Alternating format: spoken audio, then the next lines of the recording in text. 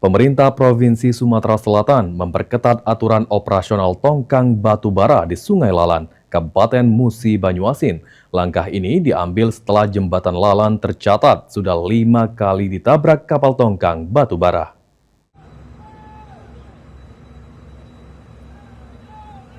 Pemerintah Provinsi Sumatera Selatan mengambil langkah tegas menyusul insiden berulang tabrakan kapal tongkang terhadap jembatan Lalan di Kabupaten Musi Banyuasin. Gubernur Sumatera Selatan Herman Deru menegaskan pembatasan ukuran tongkang wajib dipatuhi selama proses perbaikan jembatan berlangsung. Pemerintah dan pihak perusahaan sepakat membatasi ukuran tongkang maksimal hanya 230 feet. Sementara tongkang berukuran di atas 230 feet, termasuk 270 feet, dilarang melintas di bawah jembatan Lalan. Selain itu, pemerintah juga menetapkan batas maksimal ketinggian muatan kapal tidak boleh melebihi 8 meter dari permukaan air tertinggi.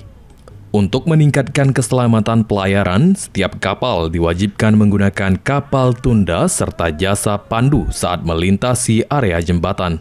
Juga akan memasang pengaman tambahan berupa fender pada struktur jembatan guna meminimalkan resiko benturan.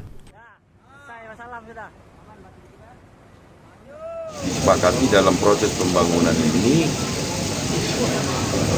harus dikecilkan size kapal. Itu di antara 5 itu termasuk kapal kontraktor dewek nubruknya ya, bukan yang lain. Teko yang punya yang nyucuk punya dewek ini nubruknya dewek. Harus. Nah, tapi untuk mengurangi arus, resiko arus itu ialah dengan mengecil size kapal. Kedua, harus ada fender. Fender itu ini tiang harus ada penguat sejak ampera. Jadi kalaupun terjadi ke depan, pra dan pasca dibangun. Tidak kena tiang.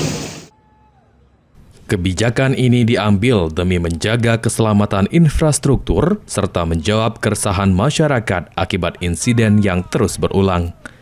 Meski aturan diperketat, aktivitas angkutan batubara tetap diizinkan beroperasi demi menjaga roda perekonomian daerah. Namun, pelayaran akan diatur melalui jadwal khusus yang lebih ketat. Ilham Wahyudi, PAL TV.